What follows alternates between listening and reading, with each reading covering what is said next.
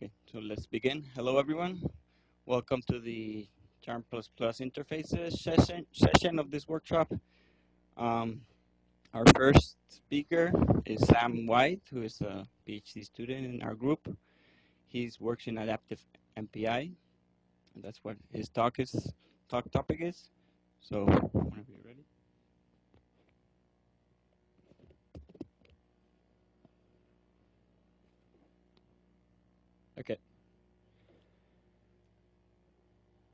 Okay, my name is Sam White, and I'll be talking about adaptive MPI today.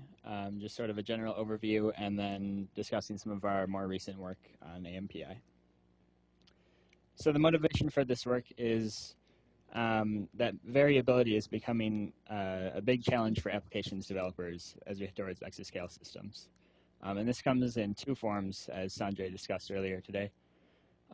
Hardware variability through things like heterogeneity, failures, and with power constraints coming, and also through dynamic program behavior through adaptive mesh refinements, subscale simulations, and particle movements. And the question naturally arises how to best deal with this for application developers. And two of the answers to that are, one, rewrite your application in one of these languages targeted at an adaptive runtime system, like Charm++. You can even interoperate with MPI and existing application interfaces that way to ease that. Or we can re-implement these existing APIs to target these different runtime systems, since the parallelism in these applications is often already expressed in things like MPI and OpenMP. So adaptive MPI is our implementation of MPI's 2.2 standard currently, and it's a library to Charm++. And so the way this works is that MPI ranks are implemented as lightweight migratable user-level threads in AMPI. And each of these threads is associated with a migratable Charm++ object. And the key to this is that the MPI standard doesn't say anywhere that an MPI rank is or has to be an operating system process. So we take advantage of that to then virtualize the processes that these ranks run on, and this allows you to run an MPI program similarly to the way a Charm++ program works. And so the question naturally arises, why would we do this, and what can Charm++ and its runtime system offer to MPI programmers? And we have a number of answers for this question.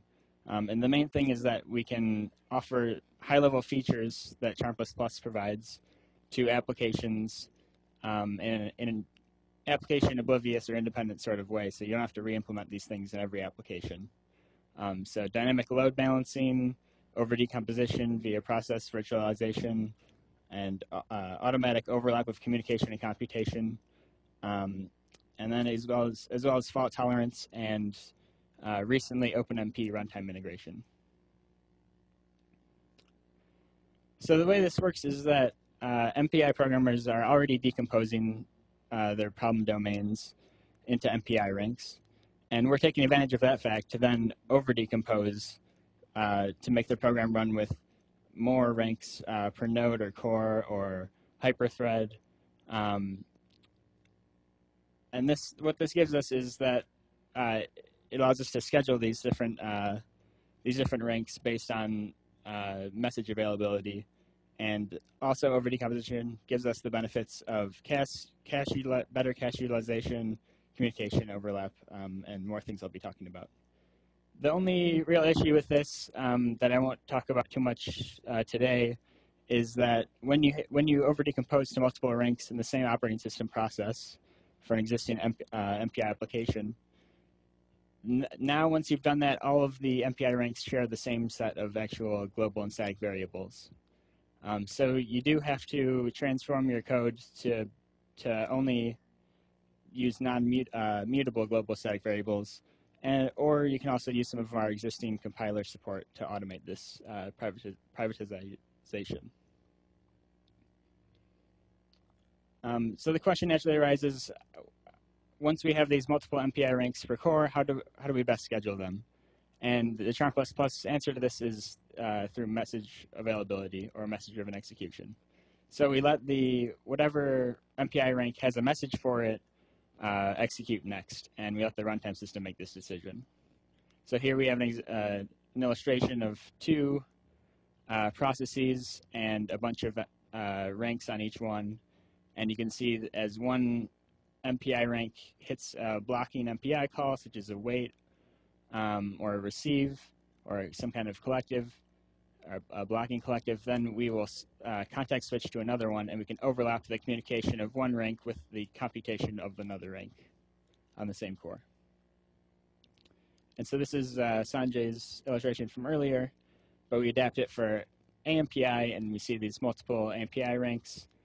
The runtime system will take care of routing the message to wherever that the recipient rank is, and eventually that one will be scheduled based on its message. Another feature that we provide is migratability for MPI programs. AMPI ranks are migratable at runtime, and so we can change the mapping of ranks to cores at startup and also during execution. And what this means is that we need to be able to migrate the user-level thread stacks as well as users' heap allocations. And so this is an illustration of a memory allocator that we provide. You just have to link this in to your application code, and everything will be migratable. So here, if rank 3 is migrating, we transfer both its thread stack and its thread heap. And on every single node, we reserve in the virtual memory a slot for every rank. So this is really taking advantage of the fact that most machines now have 64-bit virtual memory, and that's enough space to run with millions of AMPI ranks. And so this is automated and doesn't require you to actually write application pack-on-pack code as you do in Charm++. So this is productive and easy to experiment with. And this sort of makes pup routines only an optimization.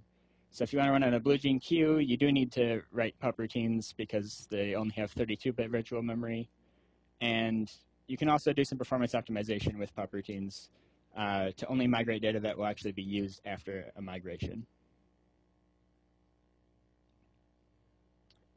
Since AMPI ranks are associated with migratable char objects and AMPI ranks are themselves migratable, we can do load balancing the same way we do in Charm++ programs, periodically and infrequently, having the runtime system measure the idle time on each core, and then according to whichever strategy you've linked in and chosen at runtime, then the runtime system can redistribute the load.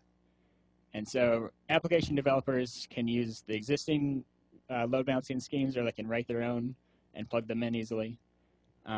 And all user code needs to do to be able to do this is call our extension routine here, AMPI_migrate, and at runtime link in or choose a balancing strategy.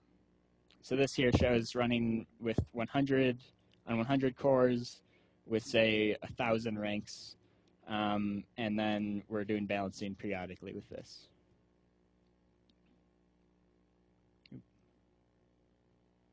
Okay. And fault tolerance is another one of the big features that we provide for MPI applications. The basic idea here is that checkpoints are just migrations to storage, whereas dynamic load balancing is done through migrations between cores or nodes. And this underlying storage can be many different things. It could be SSDs, parallel file system, remote memory, or NVRAM in the future. And you can use this in concert with load balancing. And currently we provide 4 different strategies out of the box. So checkpoint and restart to disk, and also in remote memory. And then proactive object migration based on things like rising core temperatures to evacuate from cores that might suffer hard faults, as well as message logging. So I want to talk a little bit about application use cases for these things. And so here at UIUC, we have this PSAP2 center funded by the DOE called the Center for Exascale Simulation of Plasma-Coupled Combustion. And so what this is a collaboration of many different research groups on campus, experimentalists, computational scientists, and computer scientists. And the overarching philosophy of our computer science efforts is to keep a golden copy of the code of our main simulation code that's called PlasCom-CM. Keep a golden copy of that clean for the computational scientists to work on, and then automate the CS transformations that we need to actually adapt execution to scale onto current and future machines.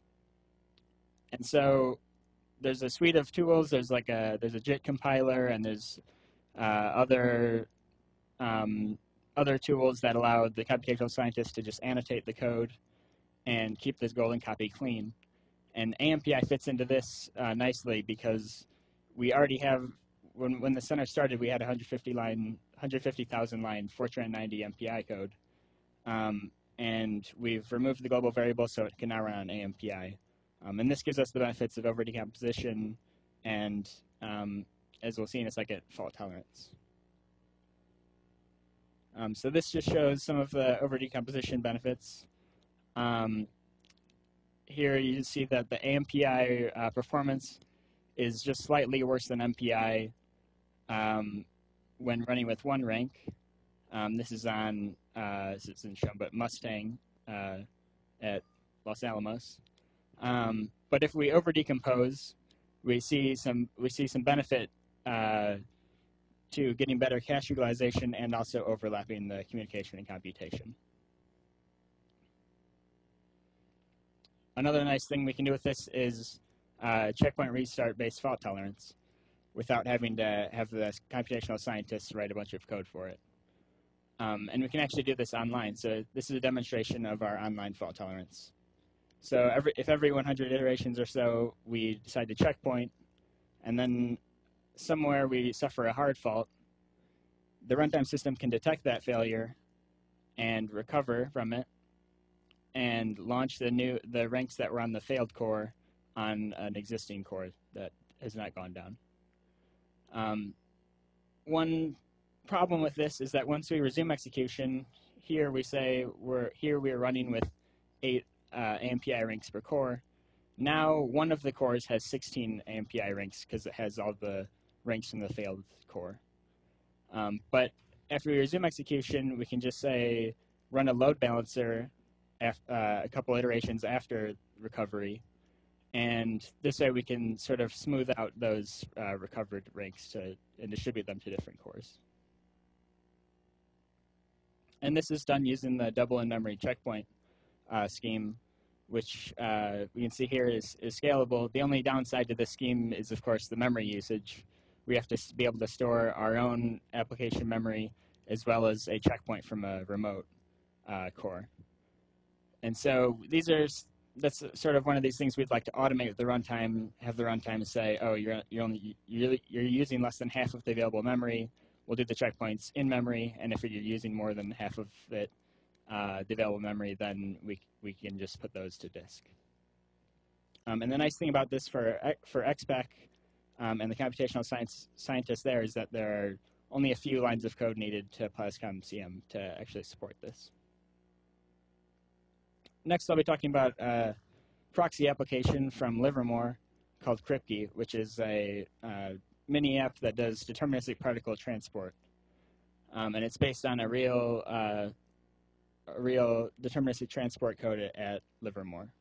And what this does is solve the Boltzmann transport equation using parallel sweeps over a 3-dimensional domain space. So given some volume of interest and an initial flow of particles through the domain, some sources inside the domain that are generating particles, you can think of it as like a nuclear reactor, as well as boundary conditions, then we solve for the particle flux at every point inside the domain at some later time. The interesting thing about these parallel sweeps is the communication pattern. So I've illustrated that here for this 3D domain. If we imagine the colored subdomains as the parts of the sweep that actually have work to do at a given point in time, then the communication pattern proceeds like this. So from each corner, we're going to sweep simultaneously through the domain to the opposite corner. I haven't illustrated the whole thing, but as you can see, there's only work to do on each of the wavefronts, and eventually these will all collide in the center and then go through to the opposing corners. And so here's a profile of the existing MPI implementation of Kripke. And this is using a block mapping where we have adjacent blocks on the same core. And you can see the sequential dependencies of this sweep kind of propagating through the node here. And so at the end of every iteration, once we've performed all of these sweeps, then there's a reduction. There's an L reduce to figure out whether we have converged in the number of particles. If we then scatter the mapping, so instead of doing block mapping, we scatter things across nodes. This can improve performance at scale because now the sweep can propagate faster through all of the nodes, so you don't have so many idle nodes that are essentially only holding blocks in the center of your domain. But you see, we have a lot of idle time within the sweeps here, which are the green blocks. So one thing we've done with this recently is take our Charm++ version of OpenMP that was discussed in the previous talk and link it up with the AMPI version of Kripke, and then look at the performance here. So what this table shows is the possible configurations of running a hybrid MPI plus OpenMP application on a node with P cores. So the first row is MPI. You can think of it as MPI only. Second one is very simple MPI plus OpenMP configuration where you have one rank on each node and then threading within the whole node. You could also do, different variations of this where you have a few ranks in the node or one per socket and then threading within each of those. And MPI and AMPI both support those easily. But the thing that we can do with AMPI and our Charm++ implementation of OpenMP that is unique is this configuration where we run with P ranks on the node as well as P way threading within each node without actually oversubscribing the system's physical resources. So if we look at a weak scaling study of Kripke, we can see that the AMPI performance just doing MPI only for AMPI and MPI is very similar. And one thing to note is that, as we saw in the previous profiles, there's a lot of transient load imbalance during the sweep that we're not able to use up in each node. If we add a simple or naive OpenMP configuration where we do one rank per node of blue waters and then P-way 32-way threading within the node, we then lose out on the sweep's pipeline parallelism. So there's a lot of benefit to using MPI in this application because then we're able to have shorter sweep phases or pipeline stages and take advantage of pipelining the sweep through all the nodes faster and getting higher throughput. But if we look at configurations between these two initial ones, we can see that MPI plus OpenMP with 16 processes per node and two-way OpenMP threading, this is the best combination we found for MPI plus OpenMP. That can beat out MPI only. But then if we look at what AMPI and OpenMP can do with this 32 ranks that can each all use the whole node via the work scaling algorithm in our OpenMP implementation, we can get the best of the pipeline parallelism through MPI as well as the within node load balancing from OpenMP.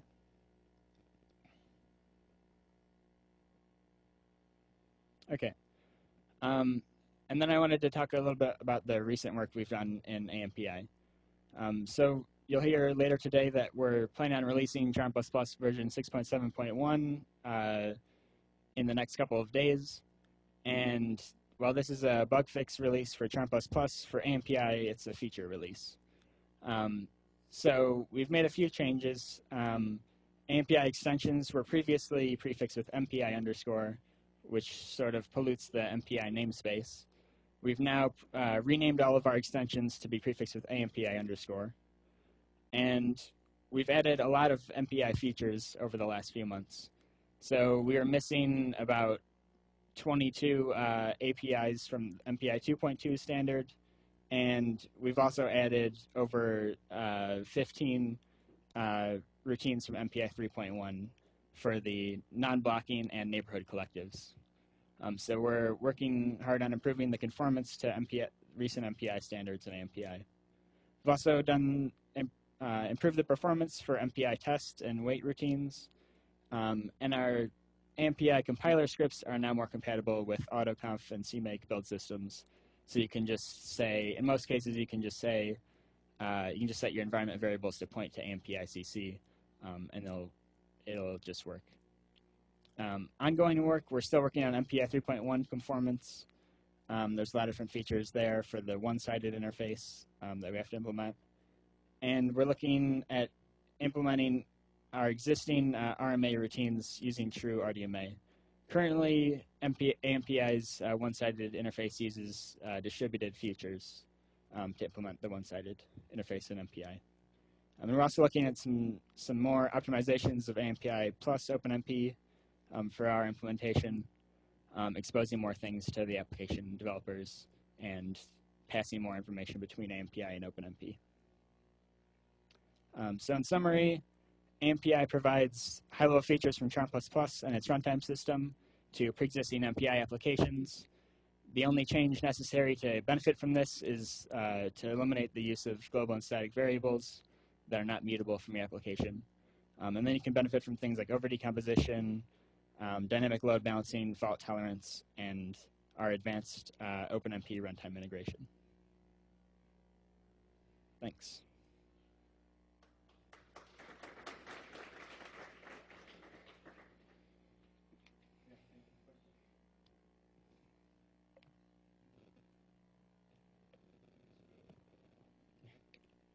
Yeah, in the back.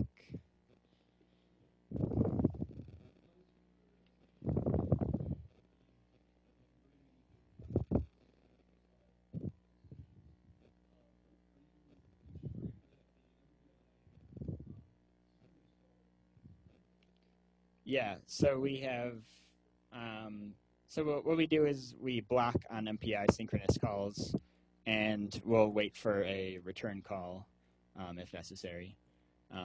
But basically, we translate MPI programs into, like, all the code between blocking MPI calls basically becomes a task in AMPI.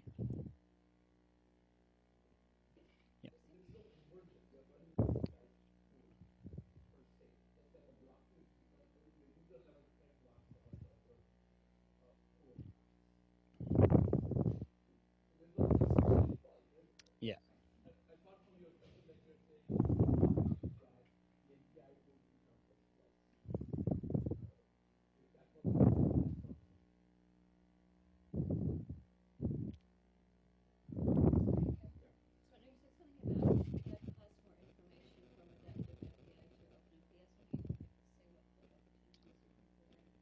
Yeah, there's some blocking calls in AMPI that we have to there's some MPI calls that we have to block for in AMPI that usually is not necessary in user codes, but and there's other things like we can look into the queue and see how many messages we have. If we don't have any messages coming before we block, we can sort of peek into the queue and look at how much idle time there's going to be, I guess.